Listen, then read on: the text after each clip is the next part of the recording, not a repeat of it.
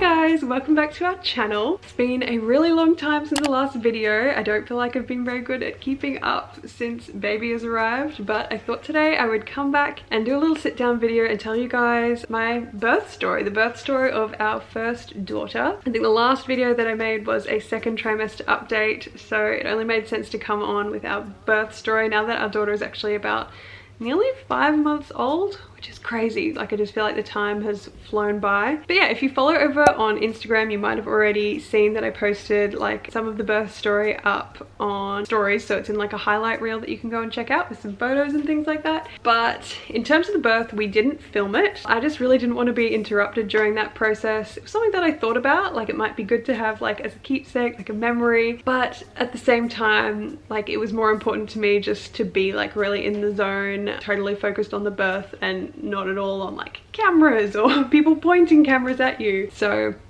prioritize that over capturing the moment. So I don't have any footage of the birth itself, so I figured I'd just come on and have a chat. I know that when I was pregnant I really enjoyed like seeing birth vlogs or hearing people's birth stories, so here we are. That's what we're doing today. So I think the last you guys would have seen was during a second trimester update. So if we fast forward to the third trimester, our birth plan, by the way, I've never actually spoken about here on YouTube. Our birth plan was to do a unmedicated home birth. So the kind of route of care that we went with was a private midwife. So when you see a private midwife, most of your care is really being managed like outside of the hospital, so you don't have an obstetrician. I did happen to have a few consultations within the hospital with the hospital midwives and eventually an obstetrician, mainly because of my back. So I had some pre-existing back issues that needed to be assessed by the hospital in case they ended up there and wanted like an epidural.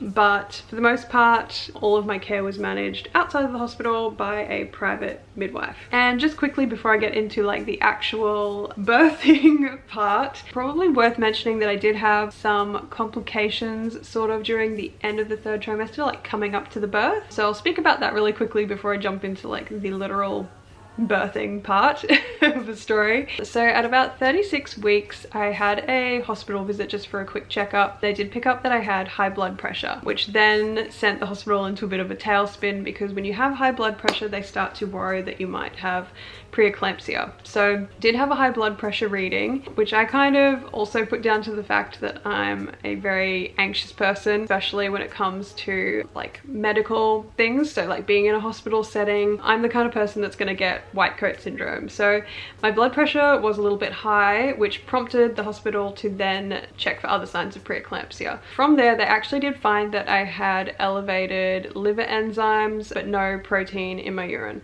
So that kind of left me in a bit of a like scary position, especially towards the end of pregnancy and you're getting close to the birth. There's just so many different things that can happen and so many reasons that they can start suggesting or pushing for an induction and all other kinds of interventions. So I came away from that. They had found that my blood pressure was a little bit elevated in the hospital. It's worth mentioning that my blood pressure was always normal measured at home and always normal measured with my private midwife. They did find, as I said, elevated liver enzymes, which is the other thing that was, I suppose, concerning for them. And based on those two things together, they did suggest going for a 37-week induction, but of course it's always down to your own choice. So what I opted to do, and I'm not suggesting anyone necessarily do the same thing as me, this is just what I did. In every unique situation, I think you really have to weigh up, you know, the risks, costs, benefits, all of that. So I decided to continue with our original birth plan based on the fact that my blood pressure tended to be normal under like every other circumstance. Me and my midwife decided to just keep monitoring those markers weekly throughout the end of my pregnancy. So obviously checking my blood pressure all the time. I was checking my blood pressure like every day, multiple times a day, which was always normal, which was the really jarring part, because I'd always have a normal reading at home and at the hospital it would get all wacky because I'd freak out. So checking blood pressure and then checking my bloods and checking my protein in my urine. Definitely kept monitoring all of those things just to make sure that nothing was an issue or getting any worse. But we did continue on with the original birth plan. So we planned to have a home birth with a birth pool and 2 midwives attending. So from there, I feel like I can get into the actual birth. I just did want to touch on the fact that there was, I guess, some little complications towards the end of pregnancy that did actually make it really stressful. I feel like I'm playing it down now. I feel like it's been 5 months and I haven't thought about it that much, but at the time it was very anxiety inducing. Those final weeks before you're going to give birth and that feeling like your plans could radically be shifting. I think if you've been pregnant, if you've had kids, you probably know how that feels, because there's so many different ways that things can go. And I'm not saying obviously that there's anything wrong with having an induction or an epidural or any of the things. So with all that said, I'm going to jump into the actual birth story. So I started getting contractions at about, I think I was 40 weeks and 2 days. So pretty much like right on my due date, just a smidge over. For reference, she was born on a Sunday and I started getting contractions on a Friday. So I also had never really heard of prodromal labor, which is, I think, what I was experiencing at the time. So on the Friday, nighttime rolled around and I started getting contractions, and I remember they weren't so bad that I had to like get Nick up, but I was awake all night on Friday night with contractions that were like relatively painful. I was managing it with a TENS machine and just kind of like I spent the whole night like doing different poses on the birth ball, like trying to engage baby's head and do like all of the things, but the contractions were still fairly irregular, coming like 6 minutes apart, 10 minutes apart, just a little bit all over the place. And you're kind of in that space of like, is it happening? Definitely was like at a painful level enough that I thought like, okay, like things are happening. And they were definitely also painful enough that I stayed awake all night. So I was up all night, and then lo and behold, as the sun rises into the sky, my contractions stop. So everything pretty much completely stops and comes to a standstill, and I'm like, okay, is it still happening? Are we still on? Only to find out that I think what I was experiencing was like a prodromal labor. So I know that for some people they can be getting contractions and things for like a week before the birth, which is just horrible, honestly. As if like the actual birth isn't going to be exhausting enough. Spending nights awake with contractions but it not actually turning into like productive contractions is just exhausting. So yeah, Friday night we stayed up all night, but then as the sun came up, everything came to a standstill. I was still getting like a few small contractions throughout the day on Saturday, but they were very far between. So during that day, I pretty much used the whole day to rest. So I was like lying on the couch trying to take lots of naps, because you know, like if at night the contractions start up again and you're gonna have the birth, you want to like be as energized as possible. So I feel like I spent that whole Saturday just like napping, watching Netflix, watching Friends. We did a few walks, just really small walks, because I think I was also dealing with some SI joint dysfunction during the end of my pregnancy. So essentially really bad like pelvic low back pain, which meant that I couldn't do like a lot of walking. But I did a few small walks that day, just like went and sat at the park for a little bit. But yeah, so for the most of Saturday it was just resting, trying to like regain some energy for the main event, which did begin Saturday night. So on Saturday night I went into proper labor. So it's just like magic. So as night started to fall at around, I'm gonna say around like 6 p.m. ish, my contractions really started to kick off again. And the difference with the contractions when I was in actual labor is that I very quickly could tell that these were contractions that I couldn't really manage on my own. So for example, on the Friday night, I hadn't bothered to get Nick out of bed. I was like, you just keep sleeping. I'll let you know if anything happens. But on that Saturday night when we started to go into labor, it was like Nick went to bed for an hour at like, it must have been at about 10 p.m. and then I woke him up at about 11 being like, you know, I can't do this alone. It's actually getting to that point where it's really painful and like I need some moral support. So during the labor, for pretty much the entire thing, except for the end, I'll tell you about that. But for the entire labor, for the most part, I was using a TENS machine. So a TENS machine, I'm sure a lot of you have heard of, it essentially gives you like some little electrical like impulses into your lower back and kind of like sort of upper back area. These little sticky pads that you put on, and it just acts as a bit of a distraction really. I think it's working off, I think it's called like a pain gateway theory.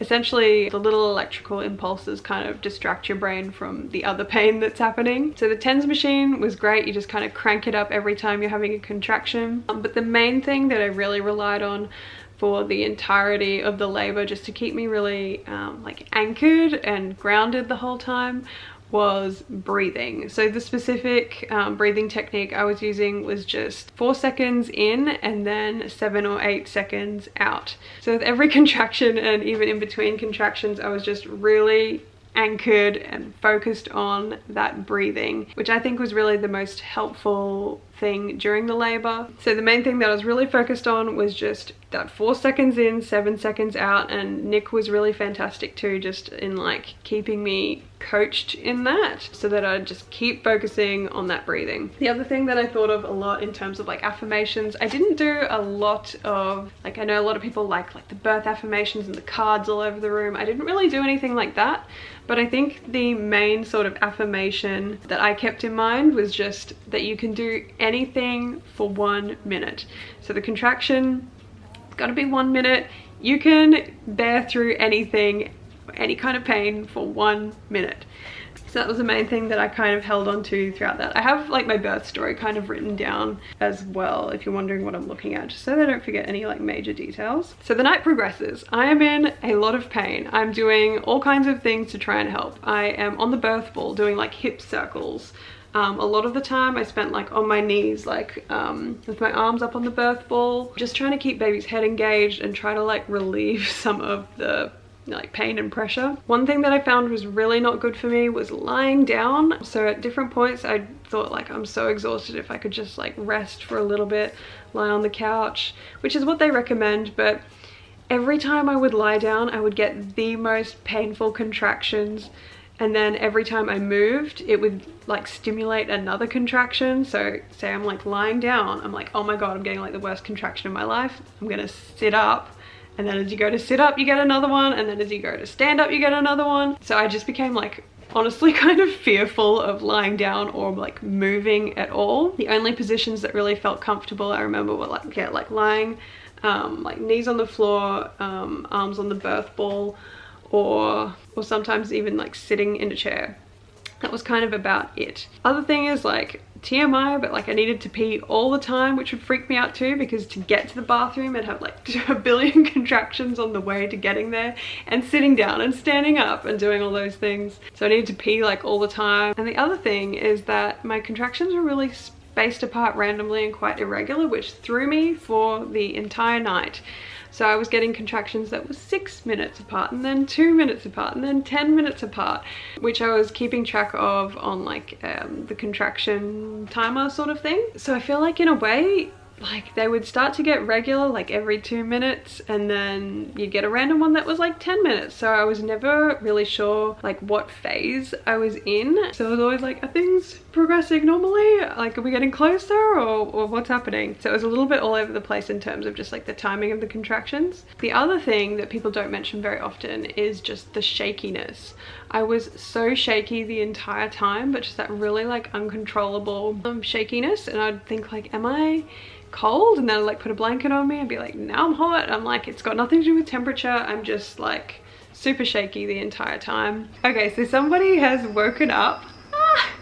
And the hair has gone up as well, obviously, but I'm going to see if I can finish this story with her awake next to me. I've decided, by the way, little side story, I don't think I'm going to be showing her much or at all really on camera or on YouTube, but that's a whole separate thing that maybe we can talk about at some stage. So I'm just gonna have little Baba Boo right here next to me, and hopefully you will let me do a little bit of filming. Hey, pew pew pew. So contractions were like really sporadic and kind of random, but sort of close together, but then sometimes not. At about, I'm gonna say at about 4 AM we called the midwife, just because I was in so much pain and I was like getting to that point where you almost can't really talk through the contractions anymore. So we called the midwife at about 4 AM and she was like, well, I can tell that you can still sort of speak through them, so do you really want me to come just yet? So we're like, okay, like maybe we're jumping the gun, we'll leave it a little bit longer. So, but I did call my mum to come over at that stage. So mum hightailed it over to our apartment. By the way, we're in an apartment sort of scenario with the home birth. We had a blow up little pool for a water birth that I had up in my office. So anyway, mum comes over, I'm gonna say at about 4 AM, and I'm really starting to struggle then. So now not only can I like not speak through contractions, but it's kind of like getting to that point where you're like really like vocalizing and groaning, which I wasn't sure like how that would feel during the whole birth thing, because I'm like, I guess, a bit of a self-conscious person. But when you're there, zero shites given about how you sound. So I feel like you're really at that point where you're kind of like vocalizing and sort of like groaning through each contraction, because it's so painful. It's so painful. But mum came, and a little bit after that my waters finally broke. So up until this stage my water hadn't broken, which can kind of happen at any point in the labor. It's not always kind of I feel like in the movies it's always people break their waters like and then the labor starts, but that's not necessarily how it goes. I was at a point as well, I was just so exhausted. I just remember being so tired and so exhausted, especially because now I'm on my second night of no sleep. So I've had Friday night no sleep, Saturday night we've been in labor the entire night, and I was just remember being so tired. And that was the main thing that I was almost worried about. Like, it was very painful, but at the same time you're running out of steam and energy to keep pushing through each contraction. Yeah, pushing through each contraction. And I'd gotten to a point where we actually have like a stand-up desk, and I was sitting on a chair, and then I had my head on this stand-up desk and I was trying to sleep. And I remember what had actually been happening too was with the contractions, little baby was kind of like kicking off the top of my tummy and then like headbutting like straight down into my cervix. That's what it felt like, at least. There'd be a contraction and she'd kind of kick off the top and headbutt into my cervix, and it was like the most painful thing of my life. And she was doing that like kind of consistently, and I was sitting at this chair and my waters finally broke, and it was just like, it's like epically peeing your pants is what it feels like, which is very like, feels very strange. The other thing about it is I was wearing like these sort of like terry towel-y sort of shorts. So when my water finally broke, the shorts, which were kind of like a towel-y material, like fully absorbed like all of the liquid, which was kind of strange, because I mean, the other thing is you kind of want to check the color when your waters break, but like at this point it was too late anyway. It's okay. So my waters finally break, and at that point we're like, okay, we're gonna call the midwife again, because now it's like 100% like it's on sort of thing. So we call the midwife and she's like, oh yeah, I'm coming now. So she arrives not long after, and she's just like the chillest person ever. Like, I love her. Oh, you want to be in the video too? Yeah, she arrived not long after that, and I'm still at this point where every contraction I'm moaning at this point through every contraction. It's not glamorous. And after about, I don't know, maybe she was there for about an hour, everyone's like, I think we should go up to the pool, like the birth pool. In my mind, because the contractions have been so all over the place, like not 2 minutes apart or whatever, or 3 minutes apart, I'm thinking like, I'm still like wondering, like, is this active labor or is it gonna get like much worse? Like, because if you've never gone through birth before, you just don't know what to expect. You don't know if things could be more painful. You don't know if you're gonna be in labor until like, you know, for another day, like till the end of the day. So at this point it's like, my timing is kind of wonky, but to be in at about 8ish. Anyway, we decided to go to the birth pool, which is upstairs. Oh my God. The trip upstairs when you're like getting contractions all the time was terrifying and so painful. I remember I was actually just like really scared to move, like to walk. So I remember Nick's like holding me, like trying to help me all the way up the stairs, like hold my weight. And at this point I'm like crying at different intervals, like we're stopping on the stairs and I'm having a good contraction and crying, and just not fun times. And we finally get up the stairs and there's the pool that we've already filled up with water. And even I was terrified, like, how am I gonna get into the pool? Because like, I just can't even move. I'm like immobilized by the pain at this point. And in my mind, we're just going into the pool to continue with the labor, because I didn't realize that we're even at the point where we're gonna like have the baby. I'm just like, I'm constantly in my head thinking like, oh, this could be happening like at 6 p.m. tonight and it's only 8 a.m. in the morning. So we get up to the pool and we're talking about, like, I'm like, oh, so what do I do? Like, do I take off my shorts? Do I take off my underwear? Like, what's happening? And I think at that point they were like, oh, you can just take off your shorts. So anyway, I take off my shorts, I'm just like in like a sports bra top sort of thing in my underwear. I get in the pool and like literally not that long after, and then literally not that long after, starting to feel pressure. Oh, and the other thing that I forgot to mention, around the time that my water broke, the TENS machine also broke. So one of the wires came loose on the TENS machine, which means that it was like actually like electrocuting me in the back. It was like zapping me. So I had to take off the TENS machine, which was also terrifying. Like when you've been relying on something for some level of pain management that whole time. Okay, and then it stops working. That was like very scary. So no TENS machine, and what I did instead was I had 2 plastic combs that I would hold and push into my hands, which is kind of also working on that pain gateway theory sort of thing. Boom, boom, boom.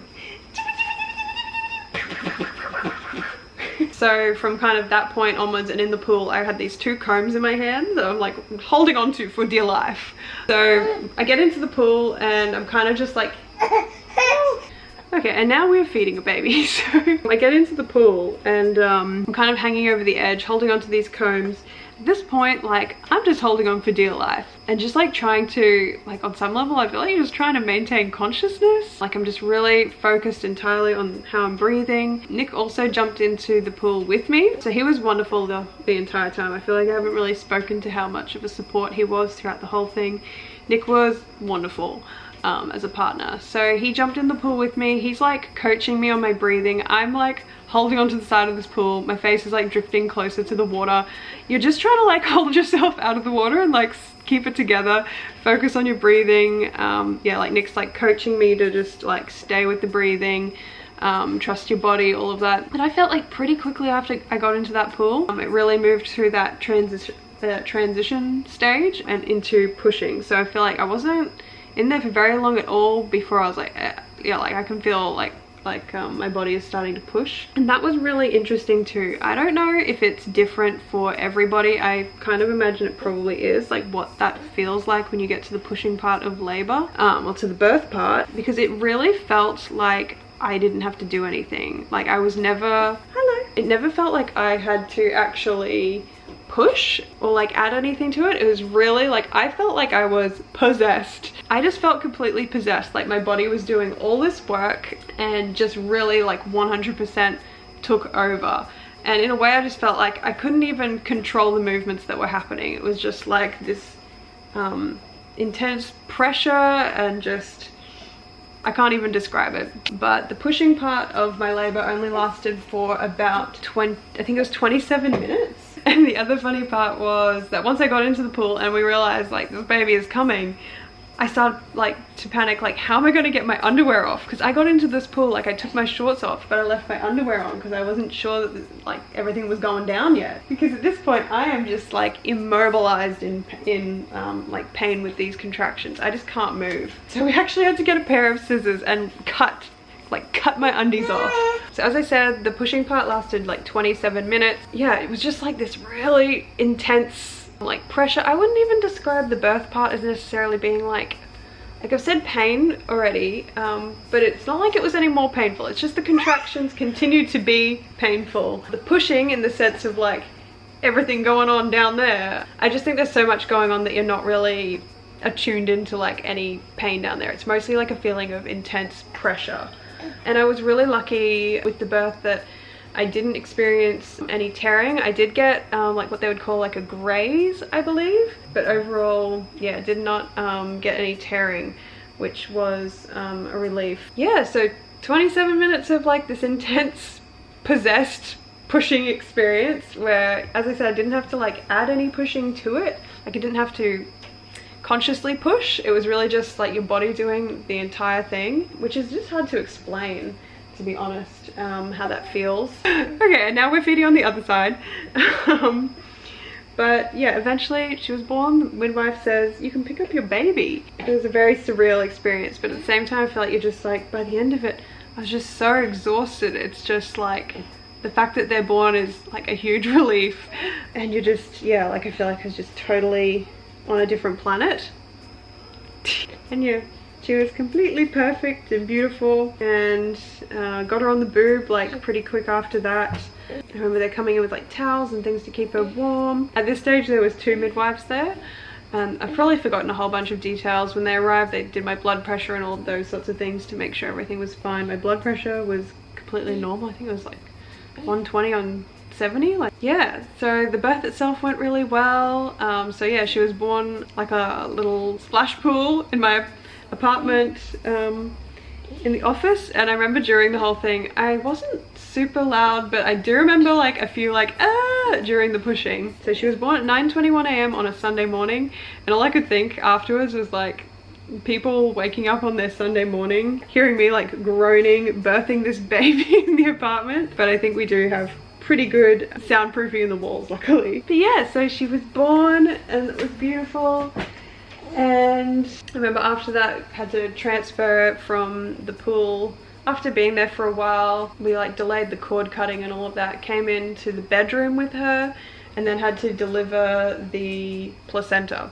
Because it's still not over after you've had the baby, you've got to do more as the woman. But yeah, birthed the placenta, that was all fine. And yeah, I think I'm probably going to have to wrap up this video pretty shortly because she's getting a little bit upsetty. Whee! She's getting a little bit upset, and making videos isn't as simple as it used to be. But yeah, like looking back on the entire birth, I just feel really lucky and really blessed. I'm also super lucky to have Nick, who was like the best birth partner that you could ever hope for.